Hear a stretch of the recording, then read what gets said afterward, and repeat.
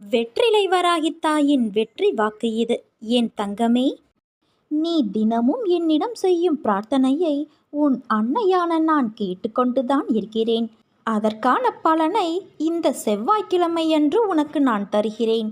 அதை நடத்தி தர வேண்டிய பொறுப்பு உன் அன்னையான என்னுடையது. மரங்கள் வளர்ந்து இலைகளால், காய்களால், கனிகளால், பூக்களால் இருக்கும் மரத்தை ரசிக்க யாருக்குத்தான் பிடிக்காமல் இருக்கும்? ஆனால் அந்த நிலை வருவதற்குள் அந்த மரம் படும்பாடு தன்னையும் காத்து, தன்னை நம்பி நிழல் தேடி வரும் அனைவரையும் காத்து, தன்மேல் அடைக்கலமாய் தங்குவதற்கு வரும் உயிரினங்களையும் காத்து மிகப்பெரிய நிலைகளை கடந்து வருகிறது. அப்படி இருக்கையில் மனிதன் தன் நிலையில் வெற்றிகரமாய் நின்றிட எதிர்கொள்ள வேண்டியதும் கடினமாகத்தானே இருக்கும். சோதனையை தாங்கி நகர்ந்து வரும் அந்த சிறிது நேர போராட்டம்தான் உன்னை எப்படி என்று உனக்கே தீர்மானித்து காட்டும். ஒரு தாய் தன் பிரசவ வலியின் போராட்டத்தை தாங்கிய அந்த நிமிடங்களுக்கு பிறகு தன் உயிருக்கு மேலான குழந்தையை ஈன்று எடுக்கிறாள். தந்தை எத்தனையோ போராட்டங்களை தன் குடும்பத்திற்காக தாங்குகிறார்.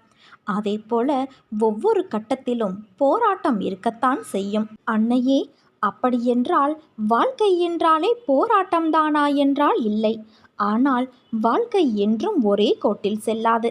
அதை அடுத்த கட்டத்திற்கு எடுத்து செல்லும் நிலை மிக பெரியது. அதற்கான சூழல் மாறுபடும். அதுதான் போராட்டமான நேரம். போராட்டம்தான் வாழ்க்கையை வாழ கற்றுக் கொடுக்கும். அதைத்தான் உன் அன்னை நான் உனக்கு போதித்து வருகிறேன். நீ வெற்றி பெறுவாய் என் தங்கமே. இந்த போராட்டத்தில் நிச்சயம் நீ வெற்றி பெறுவாய். அப்படி நீ வெற்றியடைந்து விட்டால் அடுத்து போராட்டம் இல்லையா என்றுதானே உன் கேள்வி. உன்னுடைய வாழ்க்கை அடுத்த கட்டத்திற்கு எப்பொழுதெல்லாம் செல்கிறதோ அப்பொழுதெல்லாம் போராட்டம் தொடரும். இந்த போராட்டத்தின் வெற்றி என்பது மிக விசேஷமானது. எதனால் என்றால் உன் வாழ்க்கைக்கான முதல் தளமே போராட்டம்தான். நீ இப்போது எதிர்கொள்வது அதில் வெற்றி பெற்றால் பக்குவம் என்ற பொக்கிஷமாக மாறும். அதனால்தான் கூறுகிறேன், நீ என் பரிபூரண அருளும் ஆசீர்வாதமும் அன்பும் பெற்ற என் செல்ல பிள்ளை. நீ உன்னை என் இருதயத்தில் சுமந்து அரவணைப்பேன் என் தங்கமே. நான் சும்மா உட்கார்ந்திருக்கிறேன் என்று நீ நினைக்கிறாயா? ஆனால் நான் உனக்கான வேலையை செய்து கொண்டுதான் இருக்கிறேன். என் வேலை எப்போதுமே கொஞ்சம் வித்தியாசமாக இருக்கும். உனக்கு கொடுக்கும் நேரத்தை அதை அறிந்து நான் நிச்சயம் செய்வேன். உனக்கு அது இப்பொழுது புரியாது. உன் கையில் கிடைக்கும்போது அன்னையே மிக்க நன்றி என்று சொல்லுவாய்.